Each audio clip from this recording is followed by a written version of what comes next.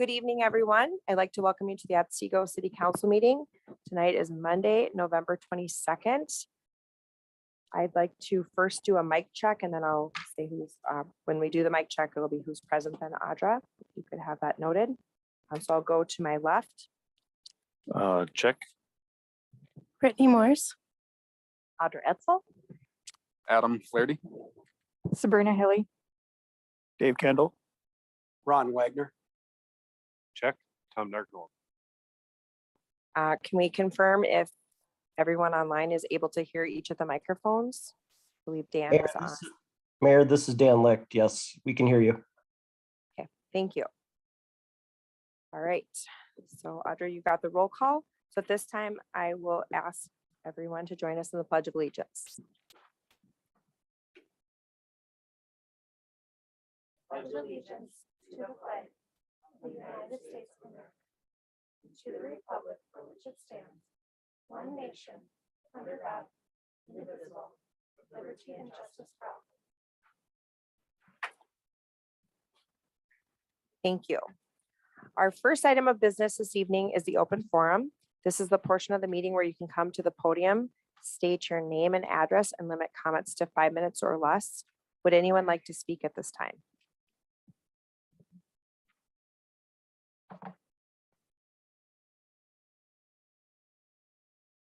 Okay, we will close the open forum and we will move on to item 2 to consider our agenda for approval. Is there anything that needs to be added or deleted at this time? Okay, Adam is shaking his head no, and a motion would be in order. Madam Mayor, Ms. Brittany, I'll move to approve the agenda as written. A second. motion by Brittany, seconded by Jeff. Is there any discussion? All those in favor signify by saying aye. Aye. All those opposed, same sign. Motion passes. Item 3 is our consent agenda. Motion would be in order. Madam Mayor, Ms. Brittany, I'll move to approve the consent agenda as written. I second. motion by Brittany, seconded by Jeff. Is there any discussion? All those in favor signify by saying aye. Aye. All those opposed, same sign. Motion passes. Next item is under our planning, item 4.1, R&L carriers, and I will turn this over to our city planner. And he is on Zoom, so Good evening, Mayor and council members.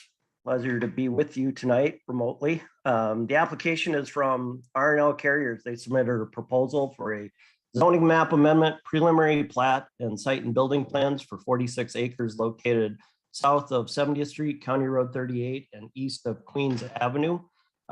Because the application involves a change to the zoning map, this application is being considered on criteria established by section 11-3-2.f of the zoning ordinance, including consistency with the comprehensive plan, compatibility with surrounding land uses, compliance with the city code, availability and capacity of area transportation facilities, and capacity and city services to provide for the proposed development. Following the Planning Commission meeting last Monday, the developer did submit revised plans on November 18th, addressing many of the comments outlined in the original planning report and engineering review that were presented to the Planning Commission. You have updated copies of those reports as part of your packet this evening. So the city's comprehensive plan was adopted most recently in 2012. There have been a number of amendments to the comprehensive plan since then. The most recent pertaining to the subject site was adopted in March of 2017. The comprehensive plan is essentially a long-range blueprint for how the city is going to change and develop over time with plans for primarily land use, but we also looked at how that land use is going to relate to the conditions of the natural environment and ensure that systems are in place in terms of transportation, utilities, and community facilities to support the planned development. The city has planned industrial development in 3 locations, focused primarily on the Trunk Highway 101 corridor and the I-94 corridor. There is an area in the center of the city that's planned as a long-term industrial area, but development in that area is not imminent. The reasons for designating larger areas for industrial development adjacent to these transportation corridors is to take advantage of the benefits of industrial development in terms of low service demands from those types of uses for city services. The taxes generated, because the value and taxation is calculated different from residential properties, is beneficial in terms of diversifying the tax base and reducing impact to residential development. And then lastly, not to be minimized benefit is the opportunity to create jobs within the Otsego community so that there are places for residents to work as well as live. These daytime jobs also provide market support for commercial developments that are proposed. Because the comprehensive plan is a long-range framework for how the city is going to develop over time, it doesn't establish a time frame for when that is going to happen. These land uses shown on the future land use plan are guided for future use once utilities and infrastructure and demand for the land use is in place. So the city's comprehensive plan outlines an interim land use plan that states that agricultural zoning, as shown on the zoning map, is to be maintained until such time as a development proposal is presented for a specific piece of property. That gives the city the opportunity through the Planning Commission and City Council to evaluate the demand for the land use, the type of land use being proposed as being consistent with the future land use plan, and make sure there's actual infrastructure in place to support that development. So the subject site is zoned currently agricultural land use today, but is guided by the comprehensive plan for future industrial development on the east side of Queens Avenue as a result of that amendment approved in March of 2017. The land use proposed by RL Carriers is consistent with that proposed future industrial land use of the site, and so the zoning map being considered with the application is consistent with the comprehensive plan. Transportation has been a topic of discussion with regards to this proposed development, both at a staff level and by the Planning Commission during a public hearing. The site is adjacent to 70th Street, which is County State Aid Highway 38, and also Queens Avenue, which was constructed in 2006 as part of the Gateway North Industrial Park. Both of those roadways are designated by the comprehensive plan as major collector streets. The purpose of those roadways is to collect traffic from the adjacent neighborhoods and carry it to regional transportation corridors such as Trunk Highway 101, provide access for larger scale commercial and industrial uses, and serve between up to 15,000 vehicles per day within these roadways as they're expanded over time. The city engineer, as part of his review, had provided traffic information from 2016, which was the pre-pandemic traffic volumes that were collected, showing just over 1,000 cars per day, both on County Road 38 and Queens Avenue, which is well within the capacity of these roadways. The city engineer also estimated that at full build out, this use would generate approximately 370 vehicles per day, again, within the capacity of the adjacent streets. And just for comparison purposes, noted that if this same property were developed for residential, the traffic generation would be significantly higher. The area as it currently stands, again, the property is undeveloped. It's part of a commercial horse stable operation that will continue to the east of the subject site. The area south of County Road 38 includes the large scale industrial buildings developed as part of Gateway North that are substantially larger in size than the proposed use, which at 64,000 square feet is smaller than any of the buildings previously constructed. To the north of County Road 38, there are rural residential uses, as well as the neighborhoods of Wildflower Meadows and Wildflower Meadow Villas that developed, and the commercial Riverbend North development that includes the Quick Trip. Through the orientation of the site, including distances from County Road 38 for the principal building and maintenance building that's included on the site plan, as well as site screening measures, including landscaping and screening, the proposed development of the site would be compatible with surrounding land uses. Areas to the east and south are also planned for future industrial development, and the city is currently working on a large scale development at the southeast corner of Queens Avenue and 65th Street. The property is proposed to be platted as part of the development, basically taking the 47 approximate acres of the subject site and dividing it into a lot of 32 acres for the buildings and development of the property, along with 3 outlots that encompass the existing pond just south of County Road 38, as well as a wetland along the south property line, and then the stormwater basins that are required for the development. The preliminary plat provides for dedication of 65 feet of right-of-way for County Road 38 as required by Wright County. And there are also utilities in place to serve the property adjacent to the site on Queens Avenue. The preliminary plat provides for drainage and utility easements as required by the subdivision ordinance, and the city engineer has reviewed grading and drainage plans for the proposed development for consistency with both MPCA and city standards. This is the site plan that was revised following the planning commission meeting. The proposed development consists of a principal building to be used as a distribution cross-dock facility.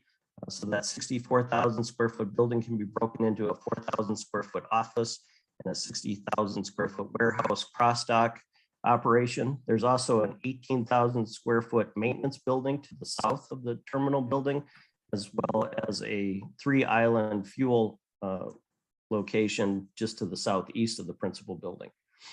The zoning ordinance allows building coverage up to 50% of the site, which the proposed buildings are not even close to based on the area of the property, and impervious surface up to 85% of the property. Because the stormwater basins are being subdivided off and platted in outlots deeded to the city, there is some adjustment needed to reduce the impervious surface within the remaining lot to comply with that 85%, but that is an issue that city staff and the developer can resolve. Setbacks all comply with the requirements of the I-1 zoning district. The terminal building itself is required to be 30 feet from County Road 38 or Queens Avenue. With respect to County Road 38, it's approximately 600 feet south of there, which puts it approximately 900 feet from the Wildflower Meadows or Wildflower Meadows Villas neighborhoods. One of the issues discussed primarily by the Planning Commission, as well as in response to comments during the public hearing, was the need for additional landscaping.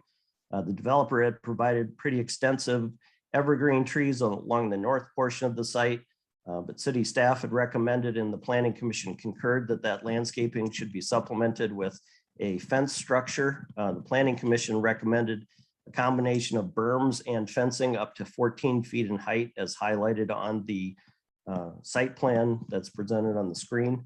That screening along the west line of the north parking area does need to be extended further south to fully screen all of the proposed parking stalls, but the fence and screening itself does comply with the recommendation of both staff and the Planning Commission.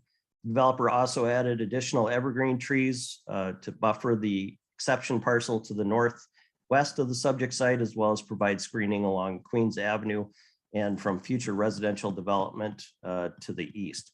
Off-street parking satisfies the requirements of the zoning ordinance in terms of the 88 stalls required by the building itself. That's in a parking area that's located west of the structure. And then they're also showing space on the site for parking of 67 semi-tractors and 158 semi-trailer stalls, basically related to company vehicles. The developer provided a photometric lighting plan indicating that the light is hooded and screened as required by the zoning ordinance, and that light cast at the property line will not exceed intensity limits established by the zoning ordinance. All of the trailer storage areas and everything basically east of the front line of the west line of the terminal building will be enclosed by a fence. The details for that fencing need to be submitted for review concurrent with the building permit. The building itself, in terms of both the terminal building and the maintenance building, utilize glass and stucco on the architecturally visible sections of the building. They're also using architectural panels, concrete panels, and concrete block for the balance of the building. The percentages of those materials used throughout the structures are compliant with the requirements of the zoning ordinance. And then in terms of the height of the building, the terminal building is slightly higher at 25 feet to the midpoint, the pitched roof, and the maintenance building a foot less at 24 feet. City staff is recommending approval of the applications based on consistency with the comprehensive plan, compliance with the requirements of the zoning ordinance for the site and building plans, and compliance with the standards of the subdivision ordinance for the plat. Those recommendations are subject to the 15 conditions outlined in the findings of fact and decision included in your packet. The Planning Commission did conduct a public hearing at their meeting on November 15th. It was well attended by property owners, primarily north of County Road 38, with comments regarding the proposed use and potential impacts in terms of visual and noise and site lighting, as well as traffic, which were addressed both by the developer as well as city staff. The public hearing was closed. There are draft copies of the minutes included within your packet this evening, so the so the city council is aware of the issues raised in the planning commission's discussion of them. But the planning commission felt that the use also was appropriate. They recommended unanimously 7-0 to approve the zoning map amendment and a vote of 6-1 to approve the site and building plans. Again, those are subject to conditions.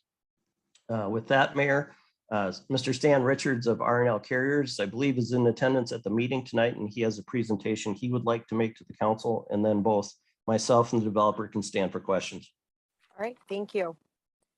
Mr. Richards?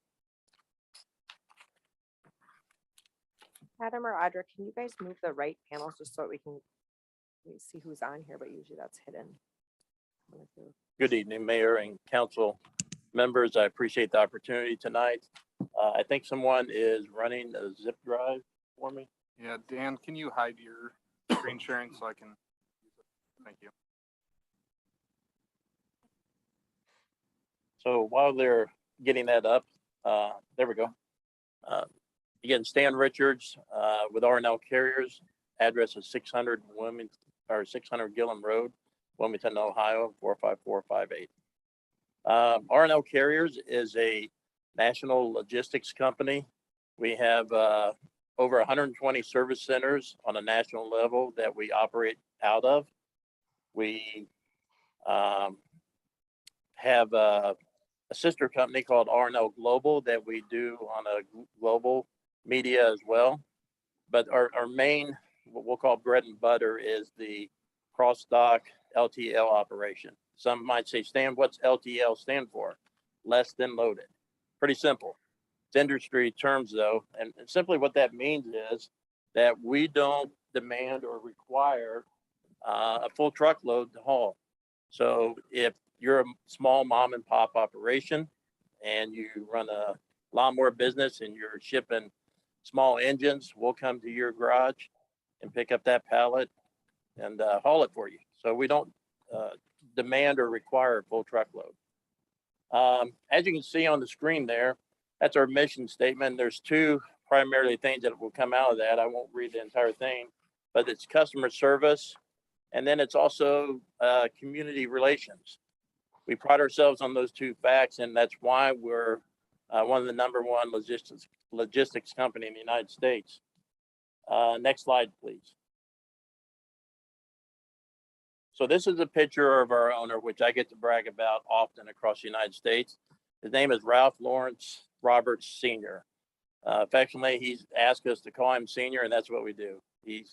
There's a picture of him when he was 19 years old in 1965, next to his very first truck, hand-painted lettering R&L on top at his house that he was renting at the time. He told me a story once. I get to spend much time with him, and just a great guy. Told me a story once. He said, my real first truck, Stan, was an old mail truck that you could see through. He said, it reminds you of the Flintstones mobile because you can see the ground. He said, I'll never forget it. At 19 years old, he was married, and he said, I pulled it in the driveway. My mother-in-law looked at me and said, you're the stupidest man I've ever met in my life. This is never going to work. And now we know the rest of the story. So that was his first truck that he hauled with. Today, this is our fleet that you'll see. There's 4 primary trucks that you're looking at. 2 of them are what we consider straight trucks. And those are for areas that are very tight to get into, or maybe residential areas that you could not get a semi truck and trailer in there. The next 2 are semi trucks and trailers, and you'll see one that's got a single cab, and we would use that locally for servicing a city like Otsego. And then we have one that has a sleeper that would go on longer ranges. Another thing that we pride ourselves on that our truck drivers really appreciate is the fact that 90% of our truck drivers get to come home every night. They're not over the road. Senior has strategically placed terminals, service centers across the United States where if you're not on a route locally in a city, you would go out leave that morning and drive 4 to 5 hours out to the next location. A truck driver would drive 4 or 5 hours and meet you in the middle. You would switch trailers and go back and bring that freight back. What that does is allow the truck drivers to come home, be with their families, eat dinner, do homework with their kids. It's been a real plus, as you can imagine, with our truck drivers. Next slide, please. So this was our first service center here in Wilmington, Ohio. It's a conglomeration of buildings that were put together and added on to. Just the first place that they started distribution of the freight. Next slide, please. This is our corporate office today. 2 3-story tall administration buildings, corporate buildings. We pride ourselves with the largest cross dock in the United States with over 480 doors.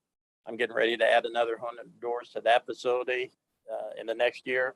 But this is the operation that we work out of in Wilmington, Ohio. Next slide, please.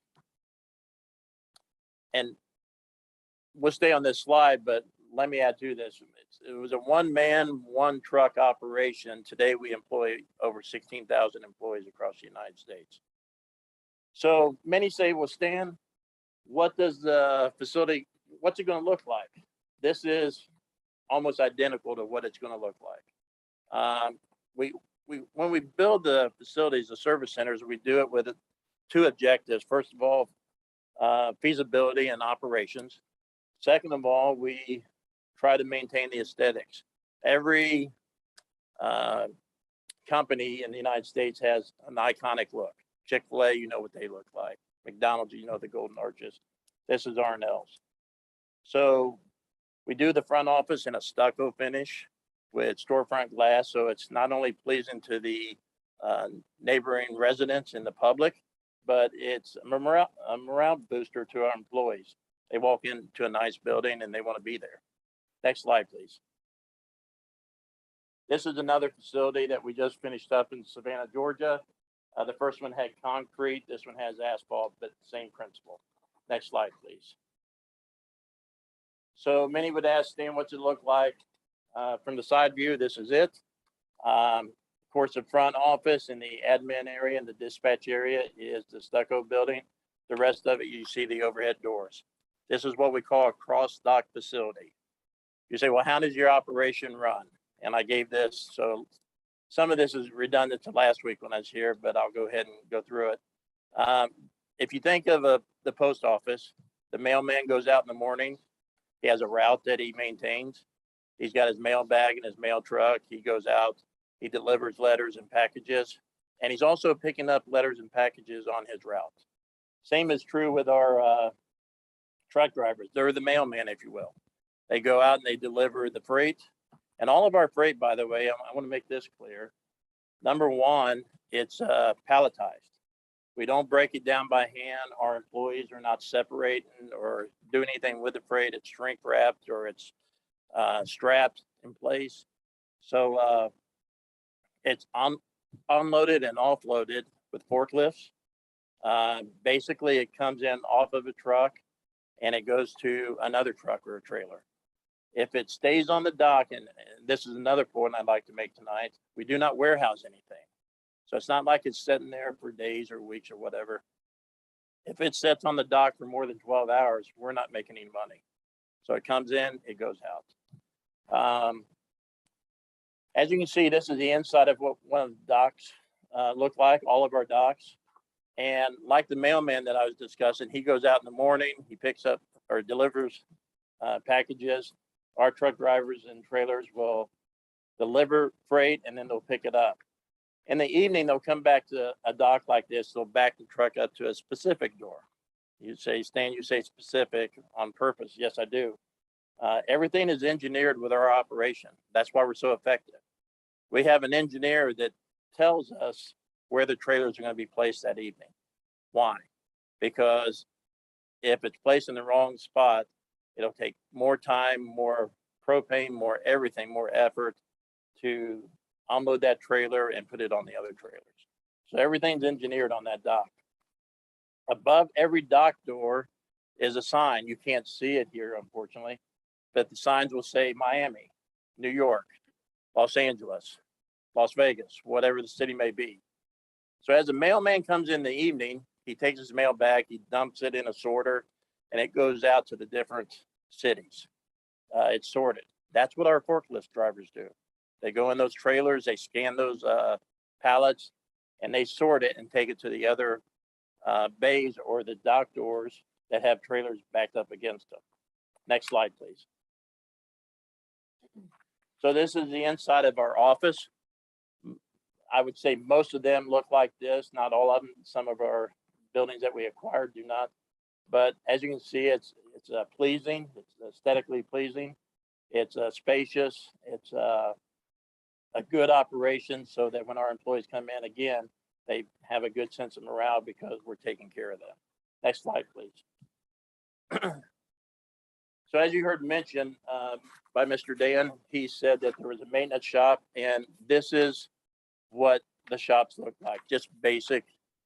You say, what are you doing there? We change oil, we do tire checks, we change tires. The first door to the right in this picture is what we call the safety lane. Every truck and trailer that enters our property has to go through that before he backs up to a door, before he talks to a manager. Why do you do that? So when a truck comes in, they check all the air pressures, they check brake lights, they check air lines, they check everything over to make sure that it's safe and functional to go back out on that next shift. If it's not, they pull it off to the side and they red tag it and then they repair it. Next slide, please. So this is inside of one of our shops. It looks brand new. No, this is actually taken 6 months after we open. It better look brand new because we put a lot of money into it.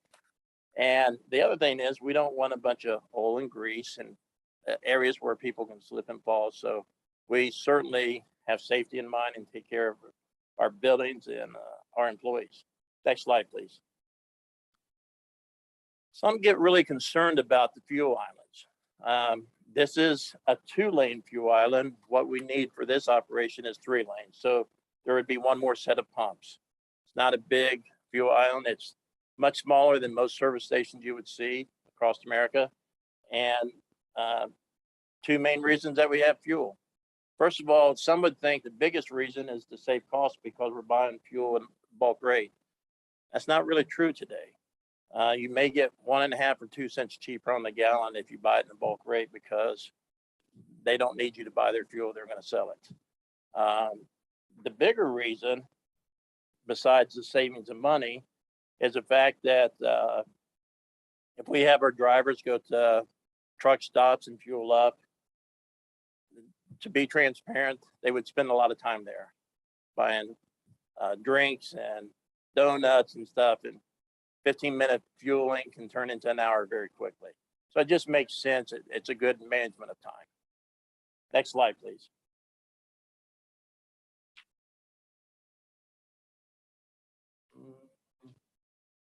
Oh, okay. So one of the questions come up at our last meeting about the being so close to homes and the concerns there, and we certainly understand that. And one of the statements I made last week, nobody wants a truck terminal in your backyard.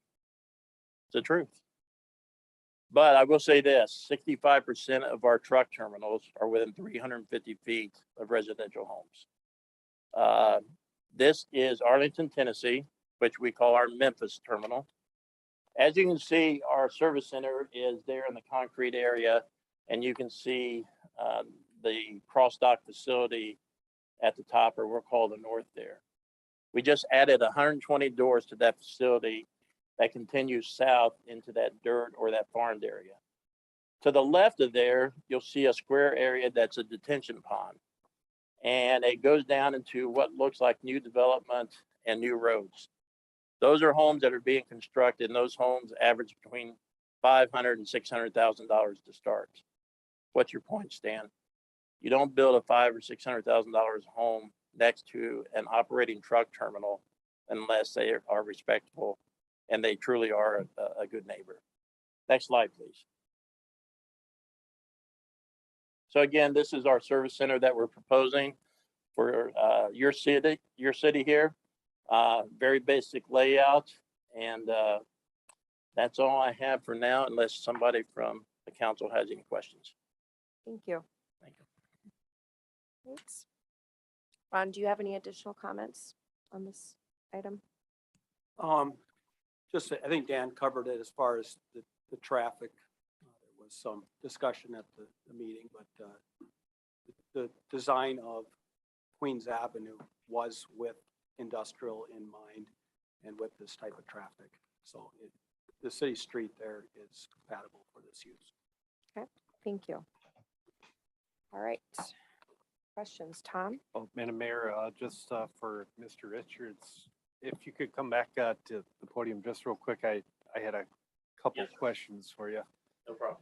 At the planning commission, I believe you mentioned there would be 3 fuel islands proposed, but when I look at the plans, are there 4 or 3 that you're proposing?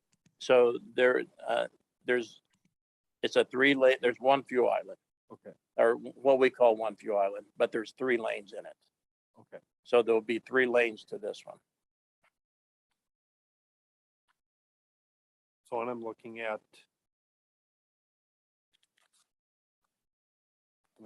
the sketch here, there's going to be 3 islands or 4 islands for pumping fuel. There'd be 3. Okay. And there would be, and what's sometimes confusing with a truck, since you got tanks on both sides, there are dispensers on both sides. So it looks like a lot of dispensers, but there's only 3 lanes. Dan, could you go back to the slides that showed the front face of the building? There was a few different type pictures. Oh, on the The on up actual- carriers. Yeah, the live photos.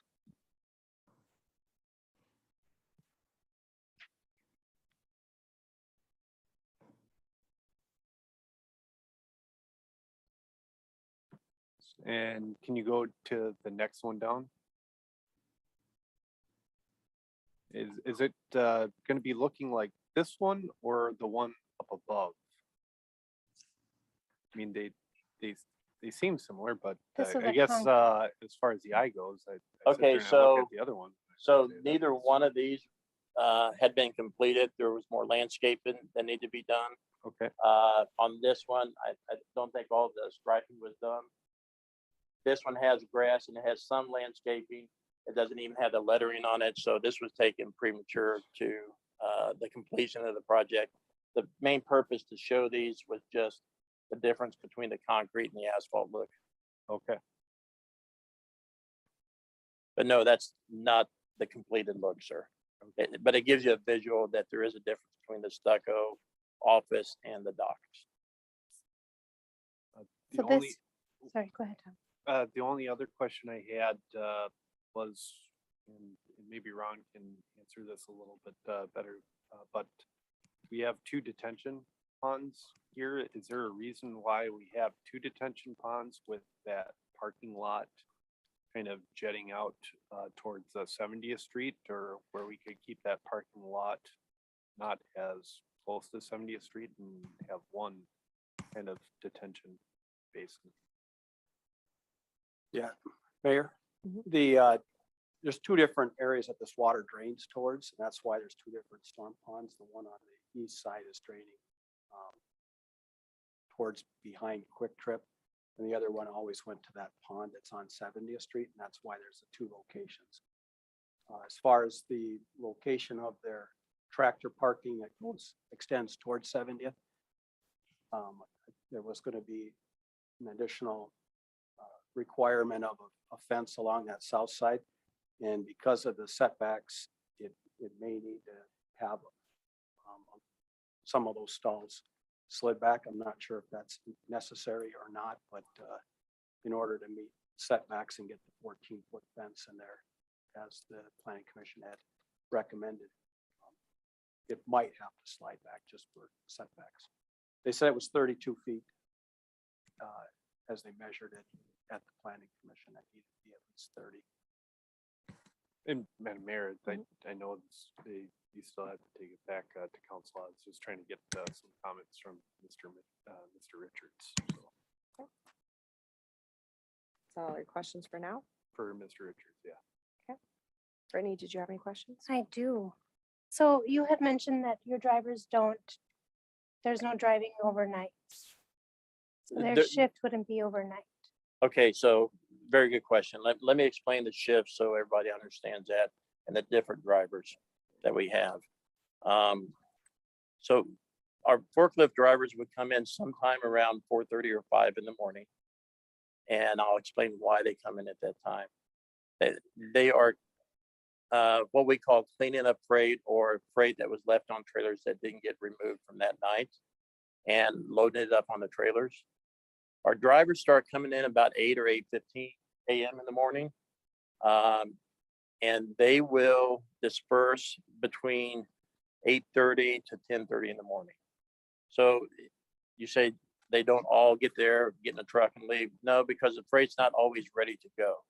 And plus there's always additional paperwork. As you can imagine, whether it be any company, there's always changes, additional pickups being called in that morning. So that there's always a shift and flexibility in the schedule that has to be made through dispatch. So that can take up to about 10:30. At 10:30, the dock workers that were loading the freight that came in at 5 will sweep the dock, clean up any broken pallets, get it in the trash, make sure the dock looks clean and neat. The lights go off. You ought to be able to hear crickets chirping from about 11 a.m. in the morning because there's no activity on the dock for the most part until about 4:30 or 5. At 4:30 or 5, that's when our routes locally would start coming back in, the drivers, just like the mailmen that I gave the example of. They would start coming in around 4:30 or 5. They can get back as late as 7:30 or 8 o'clock, depending on how much additional freight they had to pick up. Some freight may be larger. They may have called it in that morning, but because they had to unload the truck before they start putting freight on, so they're not double handling it on each delivery, they may have to pick it up back in the evening. So they may have to drive back across town or wherever to pick that up, which would make them get in late. So that's the local operation. The over-the-road operation has 2 phases to it, or 2 parts to it. First of all, there's those drivers that go to facilities that are 4 to 5 hours away, or a pickup point where they switch trailers. And that's not really over the road, but that's a longer haul driver, if you will. Those drivers do come home every night. Then we have expedited freight. And then we have what we call team drivers or over the road drivers.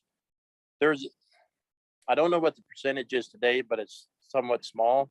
I'm going to say there's 10 to 15% of those drivers, probably none that would be based out of this facility. Mostly out of our hubs. That's where those team and expedited freight drivers go. Now and I brought this up last week. Well, let me back up. So those drivers would come back in, the local ones around 7:30 or 8. Then we have another shift of forklift drivers that come in at that time to start unloading those trucks and distribute them to the trailers for the next morning. We are considered 24-hour operation. Most of our drivers and dock workers should be gone by about 11:30 or midnight. The maintenance guys would repair trucks throughout the night and trailers and equipment throughout the night so that's functional for the next morning. Anything that was broke down or anything that needed work on, they're probably going to work at night to fix that. There are going to be some drivers that come in the middle of the night. And those are those sporadic drivers that maybe got caught up in traffic. Maybe there was construction, maybe there was delayed freight. But they could come in sporadically, maybe 1 a.m., 2 a.m., 3 a.m., but there's going to be just a few of those. That's certainly not the core of this operation because this is not considered a hub. By the way, we do have another facility in the Minneapolis area. It's in Farmington, so it's south of the city. We're landlocked there. And the reason that we're building here is, first of all, it's a great location for us. We're very impressed with everything about this city and everything that we've experienced so far. But of course, with the facility being south, it makes sense to have one northwest of the city as well. Did that answer your question, ma'am? It did. I have a few questions too. So Yes, one ma'am. of them was why Otsego, and I was on Zoom, so I heard your presentation last week. But I think for the audience and for other council members, I mean, is it just because you're landlocked down in the south? You did mention that you wanted to be able to expand to the north, but what makes us the ideal city to look at? So a couple things, actually. Number one, we have a marketing and a land development division of our company. We do the research and everything is done by distance, whether it's how far a forklift drives on the dock to how far a truck and trailer goes. Is there a better route? And of course, everybody in here understands better routes and better operations and being very conscious of those things. But this location, we found that the influx of deliveries was difficult to get to. Now, I've been in the Minneapolis area a few times during rush hour, pretty busy. And so can you imagine a truck driver that's trying to do his route and trying to get up in some of the regions, even further north and west, it's just very difficult. So this made sense. This was one of those perfect locations, number one. The land that was available had the industrial development plan already in place. So that was extremely appealing to us. And I've got to say this publicly, Mr. Dan, Mr. Ron has been tremendous to work with. I work with a lot of engineers. I work with a lot of planners and staff, and one of the better teams that I've worked with in 21 years. Just very knowledgeable, very professional, and that's always a plus. If you get that up front with city staff and folks here, you can count on it's going to be a good location. My next question, because it talks about having 67 semi-tractor stalls and then below it says 158. What do we anticipate to be parked overnight? Is all of those stalls going to be all full with trucks? Great and question. things? So there's a misconception when this is going to be 100-door cross-dock facility, which means there's going to be 50 doors on each side of that dock. We're overbuilding right now. And the reason that we're overbuilding is just, it makes no sense to only build what you need today, especially in this economy. We all know that the brick and mortar stores are slowly diminishing. We see that on a daily basis, whether it's a mall or a shopping center or whatever it may be. And because of the COVID and pandemic that we've all experienced, we've seen the influx of people wanting packages delivered at home. They're not going out as much. So the logistics companies across America has experienced a tremendous growth, unheard of. I mentioned our owner, Larry Roberts Sr., a few times, and he told me the other day, he said, never in my life would I ever expect to have seen this kind of growth. There's a saying in the logistics industry that when it gets real busy, that you have freight falling off the dock. That means it's so busy and so packed, it's just cool. It's everywhere. And that's what we're experiencing at every one of our facilities. Out of 120 facilities, I'm currently either doing a major expansion or a new facility like I'm doing here in 39 of those locations. It's unheard of. You don't hear of 39% of an infrastructure with that kind of growth. So it's a good problem to have. It's very challenging. It's very difficult, but it's a good problem to have. With that said, the misconception that I was going to talk about is the dock doors. There's 100 here. Some would say, oh my gosh, 100 dock doors, that's going to be 100 semis going out every day. Not the case. We're probably going to start somewhere around 28 to 35 trucks. We'll increase that between 8 and 10% per year if the growth continues to what we're experiencing right now. Say stand Y 100 doors. Well, I showed a slide of the tractors and the trucks that we use, but I didn't show a slide of the trailers that we use. All different sizes of trailers. The longest of which is 53 footers. Familiar size that most people understand. There's 48 footers, there's 40 footers, 32, 28s. If you're not pulling a longer trailer, such as a 40 or 48 or 53, you're probably pulling doubles, industry term that we use. That would be two small 28-foot trailers. We call them pups. You need extra doors around your facility. If you got one truck that's pulling two trailers and you got 60 trucks, that means you would need 120 trailers or 120 doors to accommodate for those. So we always have many more doors than we do tractors. We anticipate, like I said, between 28 to 35 tractors to start. And you would see those parked in those positions every night for two reasons. Number one, in this climate, since we're not in Florida, we have to warm up those engine blocks at nighttime. So they get plugged in with a pedestal. That's why it's a designated parking area for the tractors. Second reason is none of our tractors are allowed to remain connected to the trailers when they back up to the dock. They have to unhook the trailer every night after every shift and park them over in that area, whether they're in Florida or Minnesota. So that's the reason that they're parked over there. Did that answer your question, ma'am? It did, it did. One other complaint that a lot of the residents had was the noise, and actually, Mr. Hyder made a comment about the beeping, but, and you said that you were not going to take away the beeping and the doors would be open in the summer. But my concern, I guess, would be, you talk about your maintenance facility being open at night. That's when they would be doing any Yes, ma'am. oil changes, tires. Yes. And that's done at nighttime because the truckers are on the road during the day. Are those doors open? And that was not addressed at the, so I guess that's my question for those residents. That would be when they're sleeping or want to have windows open, those doors open, or is that facility air conditioned? It is not air conditioned. So more than likely in the summertime, they would be open. However, in the wintertime, they will remain closed. Okay. So what kind because of we noise, heat the facility. what kind of noise do we usually anticipate from those type of buildings? So if they were changing a tire, you would hear an impact, like at, tire changing. Besides that, that would be your loudest noise would be an impact. And what are their hours that they're working? 11 to 7? What are these mechanics working? So depending on the operation, and I haven't determined exactly, I think there would be a minimum of 2 shifts here, if not 3.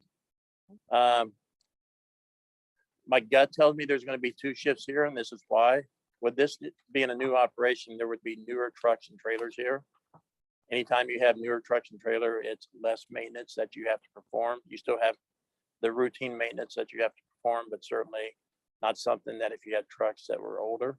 And the odd thing is when we speak about older trucks, you think 20 years old. No, our trucks, when they get old, is about 4 or 5 years old. Because we rotate them pretty often because of the mileage.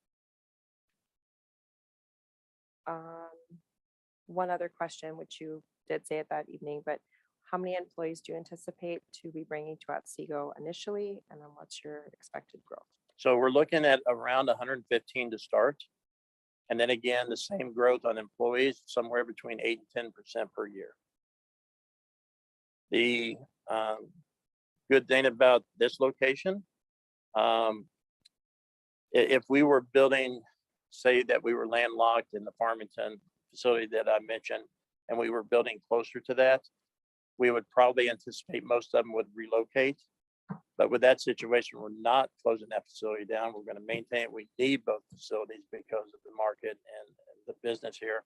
So this would be all new employee base here. Mayor, Yes. did you, maybe I missed it, but did you say the hours that the maintenance, you said there would be 2, Oh, I'm sorry. but the hours for maintenance? So there would be like 11 to 7 a.m., 11 p.m. to 7 a.m. Okay. And then I'm not sure if that second shift would be during the daytime hours, during the like 3 to 11 PM, or if it'd be a split in between. I just don't know the answer to that, but I can find that out and certainly get that to you. I would be interested just because, I mean, Sure. you made many comments about being a good neighbor to the residents that were here with concerns and you even said that they could call you directly too. And they so- have. Okay. Oh. And they have sent many emails. Oh, okay. Since the planning commission? Yes, ma'am. Okay. And I answered all of them. I would say, and I made this statement to many of them after the meeting last week. Usually when somebody is in opposition of a situation like this, it can become very emotional, and that's somewhat understandable. The neighbors here were not like that. They were very respectable. I've been in situations where they were not. And so I was impressed with that as well. I told most of them that evening after the meeting, we went outside and talked, had good rapport with them. And many of them, there seemed to be a change in the tone of the meeting about halfway through it. I don't know if you could notice it through the phone call, I could. but I think part of it was that we are good neighbors, and I was showing that I was going to add fence and berms and meet the needs that they have. Mayor? Yes, I Dan? jump in just real quick. Also regarding the noise from the maintenance facility, one Yes. thing that will help is, first of all, being located south of the terminal building. So that building is acting as buffer on its own, but then the doors are also on the west and east elevations. So any noise that is coming out is not being directed towards the north, towards the neighborhoods at County Road 38. Thank you. Tom? Madam Mayor, I'd kind of echo what Mr. Richards had said. There was a change. And I think a lot of that also had to do with when some of the people were talking about how they were told by their realtor or whatever that this would always be a horse farm, and that's not always going to be the case. And I did notice that you did spend quite a bit of time after the meeting out there talking with many of the residents, and I appreciate that, addressing their concerns. One of the things you had mentioned during the public hearing, and you mentioned here tonight, is your commitment as a company to the community and building a lasting partnership for years and years to come. So when we're looking at your facility, R&L, versus some other 64,000 square foot, what is it that you bring to this community today and in the future? So, very good question, and thank you for that. One of the things that I said in the beginning is when I was speaking about Larry Roberts Sr., that I get to brag about him often, and I'm going to take this time to do it again. I make this challenge all over the United States that we are one of the most unique and best companies in the United States, bar none. You say, Stan, you give us a sales pitch. Don't have to. Boeing, Microsoft, Amazon, you name it. What I'm about to say, none of those companies do what I'm getting ready to say that Larry Roberts Sr. does. So with 16,000 employees, he saw very early in his career that even though the employees were paid well, they couldn't take vacations. I would go through the story, but it's a long story. So he created not one, not two, not three, but 4 different employee resorts that if you have vacation time and a means to get to them, you get to stay there for free. They are located in Daytona Beach, Florida, Myrtle Beach, North Carolina, just north of Myrtle Beach, called Ocean Isles, Pigeon Forge, Tennessee, right in the middle of it, right next to the Christmas store and all that stuff, if you've ever been down there, in Gatlinburg, and then one in Big Bear, California. You don't hear of any company, hardly any company that I know of that does 1 employee resort, much less 4. So that is a company that cares about its employees. When you care about your employees, they show it when they go out in the community. Our truck drivers are our salesmen. They go out, they're going to represent our company. They're going to get more freight. They're going to be our reps. They're going to be our face. They're going to be our voice. And so we maintain the fact that you treat employees right, and they're going to be a good representation of the company.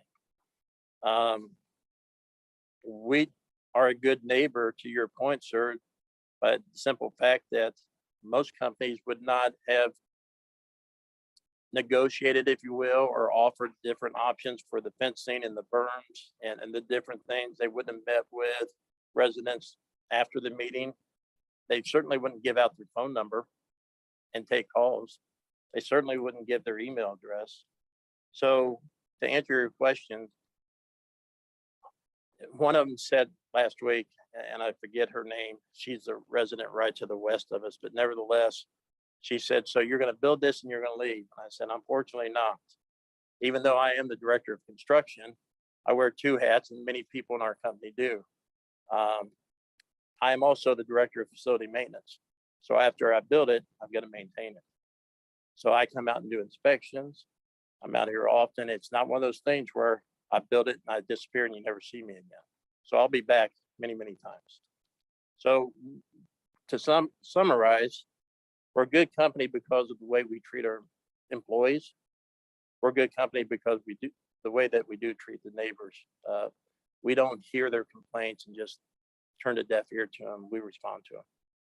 And Mayor, one of the reasons why I brought that up is a lot of the residents, or several of the residents, did bring up how they've had a good relationship with Bruin. Yes. And their responsiveness to any issues that would come up.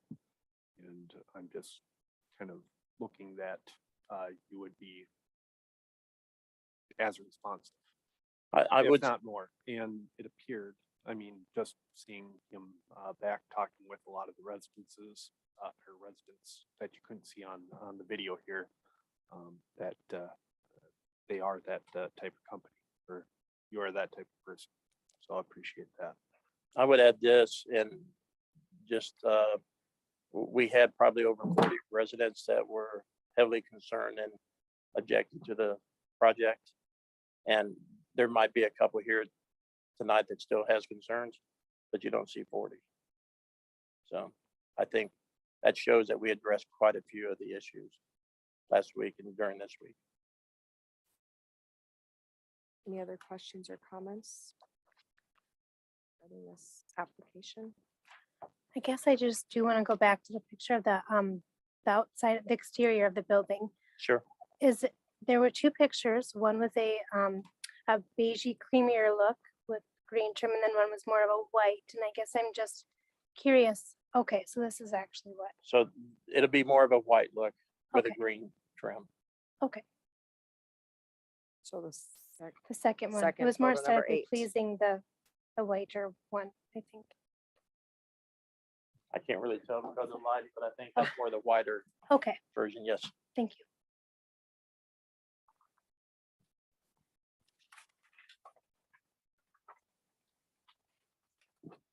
right, any other questions for Mr. Richards or staff?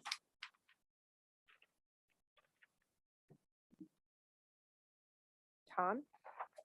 Madam Mayor, if there's no more questions, I'll make a motion to adopt ordinance 2021-24, amending the zoning map and approve the RLC addition preliminary plat and site and building plans for the R&L carriers, subject to the conditions stated within the findings of fact and decision as presented. I second. Motion by Tom, seconded by Jeff. Is there any discussion? All those in favor signify by saying aye. Aye. Aye. All those opposed, same sign. Motion passes. Madam Mayor, Yes, Tom. not any further discussion, but what's your plan as far as timeline? Shovels in the ground to having a building up and going? That's all contingent upon the permitting process.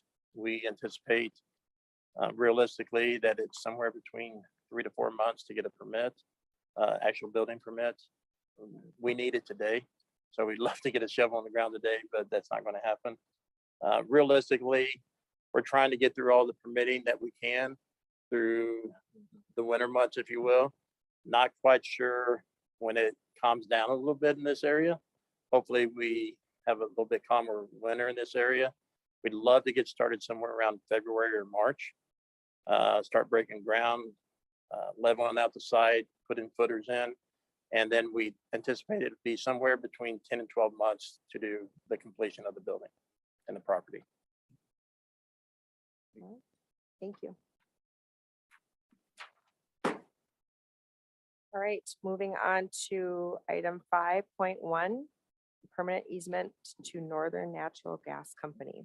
I'll turn this over to Ron. Oh, Madam Mayor? sorry, Tom has his hand up. Just a quick question, Dave, since this easement runs parallel or kind of adjacent to family property, should I be abstaining and recusing myself? I believe, Adam, that's right.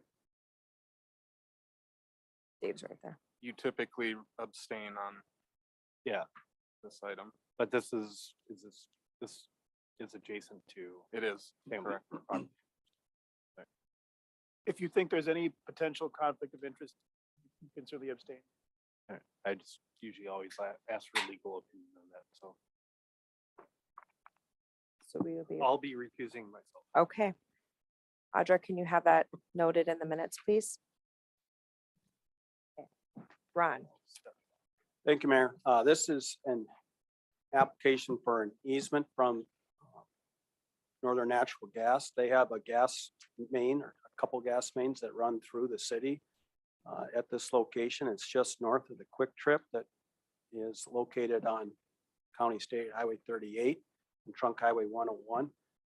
I have a aerial of the area and a red line that shows about the area where the easement is. It's a 54-foot by 30-foot easement, and it's just necessary to get across city property and access their new facility that they just built at that location. And then also to get to their pipeline easement that runs east and west through that area. They've been using it ever since Trunk Highway 101 was closed off access off of 101 with the fencing, and changed it to a freeway status, which doesn't allow for utility access off of that road. This is just memorializing that. They put together the easement document as far as the exhibit, and then Dave's office, the city attorney's office, put together the easement agreement, and they've agreed to that. And I've got a photo of the new facility with the driveway across that easement area already in place. So they went forward with that without having this easement, but it was probably pretty likely that the council would allow the access to their utilities. all right. I'm assuming they're not here this evening, the applicant, since this is. No, I don't believe they are. Okay. I don't think anyone's on Zoom. Okay. Just seeing if there's. So I'll ask again, is the applicant on Zoom wish to comment? Okay, Adam's shaking his head no, just making sure since we can't see. All right, so council, Mayor, I'd like to make a motion. yes, Jeff, I'd like to make a motion to approve granting a permanent easement to Northern Natural Gas Company. is there a second? I will second the motion. So motion by Jeff, seconded by Jessica. Is there any discussion? All those in favor signify by saying aye. Aye. All those opposed, same sign. Motion passes. Tom, you're welcome back.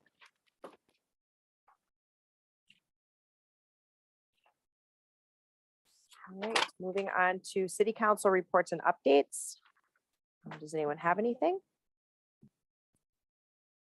I just have one, and we talked about it at admin meeting, just about making sure that we have a Christmas card. This is to Audra, to make sure that we have a Christmas card so that we can all sign that to get that out to all of our commission members. If we could, since we are not meeting the second meeting of December, just to get that to us at that meeting in December. Perfect, thank you. Anybody else have anything? And I will be moving on to our liaison updates. First is Heritage Preservation. Brittany, Nothing with OHPC tonight.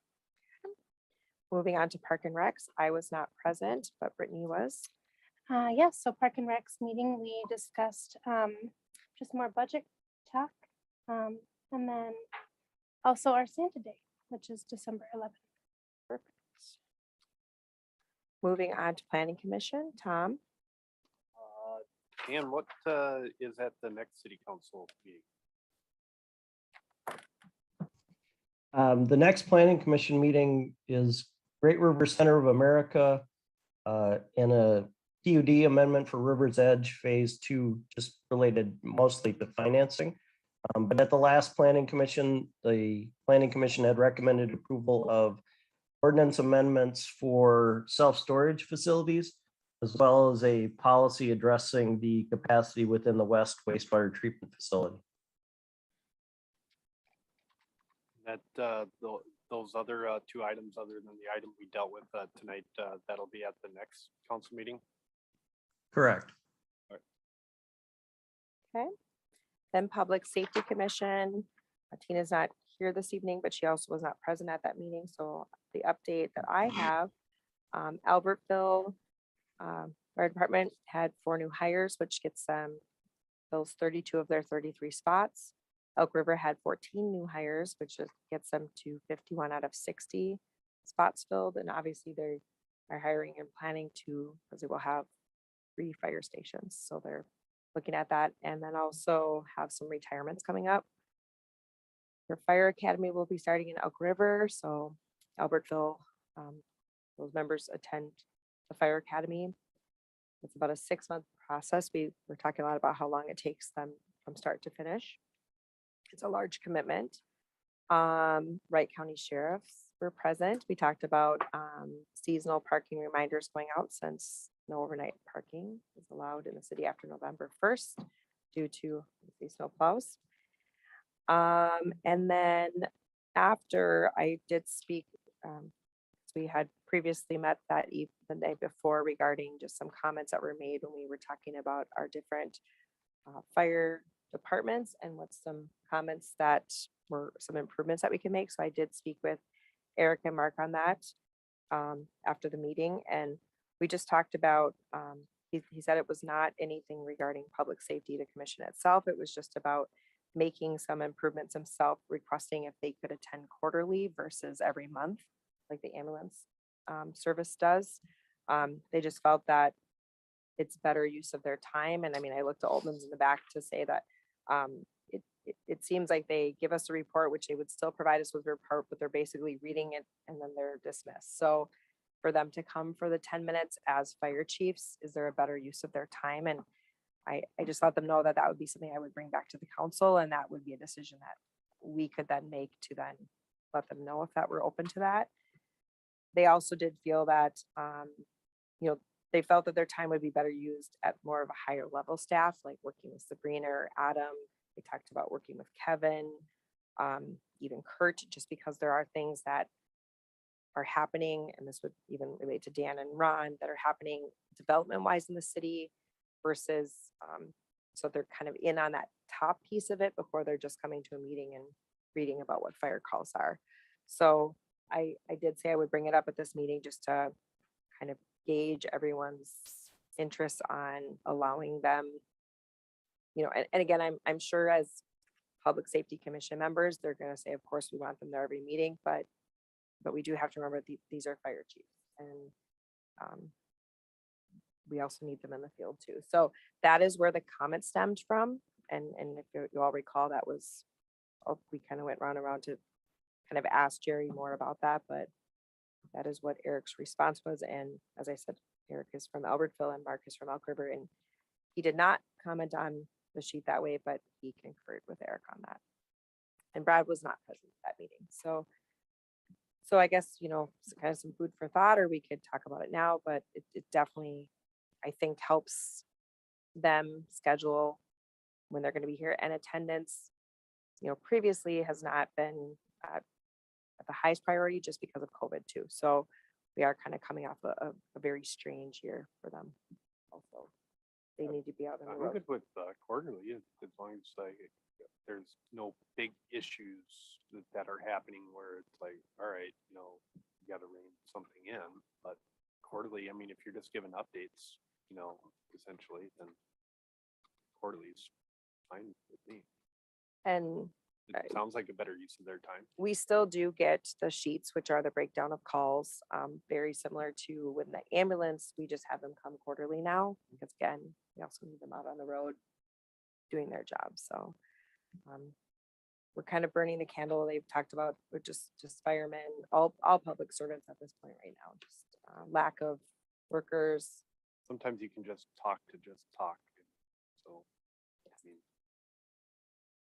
So just giving you guys if we want to make a decision and give some direction on that. I mean, I will say after talking with them, I would agree, and I've sat on public safety for years, that having them come quarterly definitely could work. Adam and Sabrina, do you guys see any kind of issues with more or less kind of adding them into a meeting or sending, I mean, I'm sure you guys are communicating with them anyways, so. Yeah, if staff feels the need for them to be there, we would invite them for sure. And again, it's similar comment. We want to make the best use of their time, that we don't want to invite them to every staff meeting just because, so. Right. I feel like it's as needed that they're there. You make a motion. We don't need to make up, I mean, Dan, you're on here, so I know their bylaws, but it's not, wouldn't need to be a motion because they're really just an invited guest. They're not voting members. They're or just, just given direction. it's more just, I think we should have some kind of official direction saying the council is fine with this, because you may have some commission members that would hope that they would attend every meeting. I would be fine with quarterly. I think as long as, like Tom said, if anything comes up, I just think communication should be key, what they're needing from us, if they're needing anything from us, and vice versa, us with them. So I think as long as things are communicated. And I think, I would still say that getting their monthly reports Mhm. is what I would like to see still. So those usually come to Audra, is that correct? Audra and Bethany, and then they distribute those to them out Yeah. with their agendas. Yeah. Also for quarterly. All right. So anybody else for city council reports or updates? We're moving on to staff reports and updates. Let's start with Audra. Mayor, I have nothing to report. Thank you. Okay. Adam. Thank you, Mayor. Just a reminder, city offices are closed this Thursday and Friday for Thanksgiving holiday. That's all I have. Sabrina. Thank you, Mayor. Just hopefully gonna get this MCMA intern grant in and hopefully get some good news in a couple weeks. So we'll keep you updated with anything that we hear back. So When do we usually, so, I mean, I was reading everything, but get submitted, how long does it usually take? I mean, this is new for us, and then, so the due date's December 3rd. Yep. And then the committee will meet to review. I don't know exactly what days the committee meets or that committee meets. I would imagine probably within a month at the max. So hopefully by January we'll know. perfect, thank you. Dave, Thank you, Mayor. I have nothing to report. Han, Just Walsh Estate Survey, that's complete. And then we just have 4 developments that are still going on. All the city projects are completed or done for the winter. We have Hunter Hills 3rd, Harvest Run East 4th, Parish Meadows and Northwater are still active until it gets colder. So still a few more projects working on. one question, and I think I've sent you some photos, and I know with our trail, and we still have some areas where the grass never came in, and obviously it's dormant, but what is the plan then for that? Is that us, we set aside money for that, but is that contractor expected to come back in the spring, or is the money used then and we direct staff to go out and make sure that those areas, what is the plan? It can be either way, I guess. it's been a difficult project with the contractor. We're looking to close it out. So, I don't know, there might be some method where we can close it out, but talk to them. I mean, we do have some liquidated damages that of course we're gonna hold. I think it would probably be a best use of staff and city time, including myself, rather than try to continue to chase the contractor, is maybe work a deal with the contractor to have city staff do the touch-up work if there's some necessary. And I don't know if Adam agrees with me, but we both want to just kind of get the project complete and move on this project. I think they're minor enough that it's not something that city staff could handle. Yeah. And make sure it's done the way we want it. No, I would agree. As a resident, as a taxpaying resident, and then also as the mayor, I mean, we need to be kind of done with that project, and it seems like it's not good use of your time or Charlie's to be managing and making sure that that project is done. And it really is touch-up work at this point, but that's, you know, when we know what we've spent on the project, it should look nice right next to it too, Mhm. so. All right, Jason Altman's. Dan, you'll get to go last because you're on Zoom.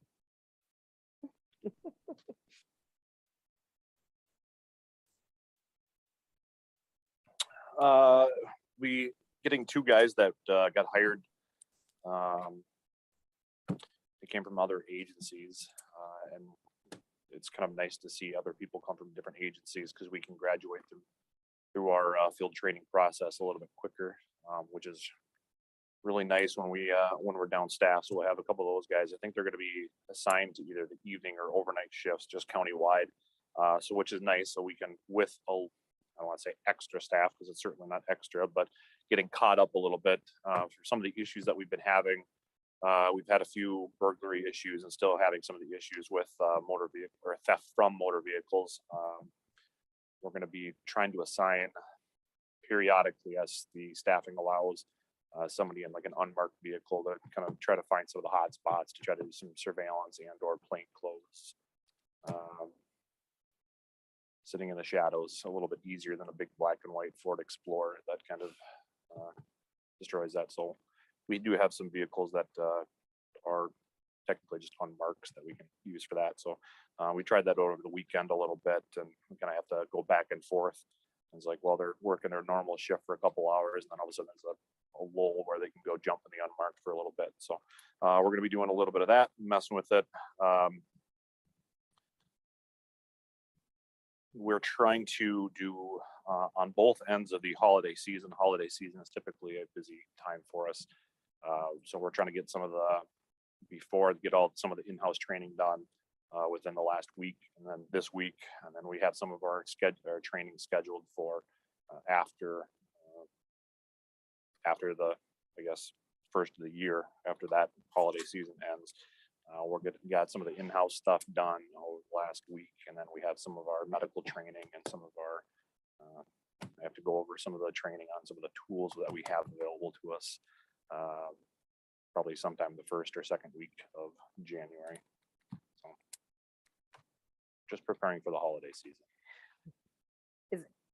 With your comments with that, is it usually more medical calls, family disturbance, like mental health?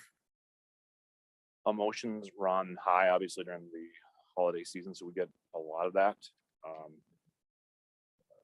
Certainly the cliche has always been, statistically speaking, that the number one night for impaired driving is the night before Thanksgiving.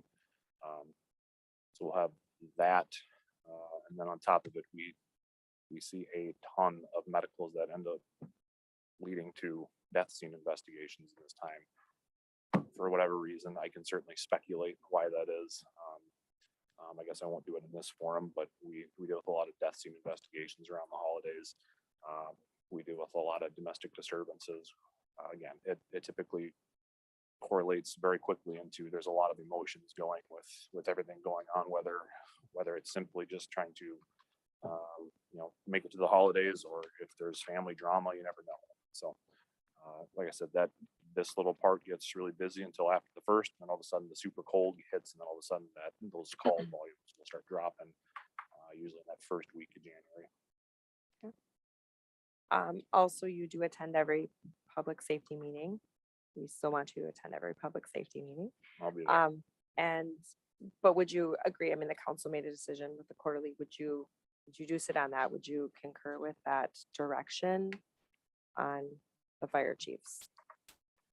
I certainly think it's, for my standpoint, obviously, yeah, I think there's way more back and forth information as it pertains to law enforcement of why that's important for me to not only be there for me The to provide residents. information, but Yep. at the same token, whether I'm here, at this type of meeting where I'm receiving the information, like, okay, this is what I need to be focusing on. Mhm. Perfect examples tonight, all of a sudden we go, okay, are there going to be more trucks here? Is there certainly, okay, now I have to keep thinking about the ordinances about Jake engine brake. braking. Yes. So it's like, okay. And we did address making- that. We told them. Right. no So Jake I brakes. certainly, once it gets past this environment, whatever decisions are made here, I'll react to it regardless. Okay. Because I think the same thing happens in the public safety. If somebody does want to show up for a public, Complaint. or open forum, Mhm. almost 9 times out of 10, that's probably going to be a law enforcement matter versus a, fire department matter. So Sure. I would agree with the sentiment that quarterly is probably appropriate for them. Thank you. I will for sure be there. Thank you. Madam Mayor?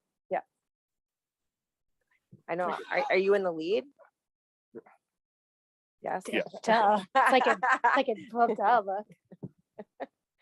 We probably, for people that are listening to this at a later date, it's, why are you doing this? You should. So for 3 months out of the year, Sheriff Derringer allows us to grow facial hair out of our normal policies. We do this for charitable reasons. We provide money into a pot to allow us to break our facial hair policies. This year, it's for the Wright County Frontline Outreach. We do have a Facebook page now. Yes. We've had a few meetings and getting some of the other deputies trained on what it is. And honestly, it ended up kind of easier than, if we run into a situation where, like, this person needs gas, whatever the case is, we just do it. And it's kind of a no questions asked type deal thing. It's going to be You're reimbursed. reimbursed then. There's not going to be a huge, like, well, hold on, who's this person? If we feel a need, done. So the perfect example was given was people are looking for a way to have charitable donations, that monetary value go right into the hands of somebody who needs it. There's no overhead for us. There's not, some CEO that's taken a $200,000 salary in this capacity. It's the money that's getting donated goes right in the hands without any sort of oversight there. It's a great organization. So I've got hundreds of things that have happened over the years where it's just like you kind of have to shrug your shoulders and say sorry, but now there's going to be a lot of different options. That's great. Adam wants in. I didn't hear you. You want in? Search, no. Thank you. All right, Dan. Mayor, only wishing everyone a happy Thanksgiving. Oh, thank you. I Thanks, second that. Dan. Same to you. All right. Anyone else have anything? Otherwise, a motion to adjourn would be in order. Second. Motion by Tom, seconded by Brittany. Is there any discussion? All those in favor signify by saying aye. Aye. All those opposed, same sign. The meeting is ended. Thank you all for joining us. And for council, we will reconvene our special meeting up front.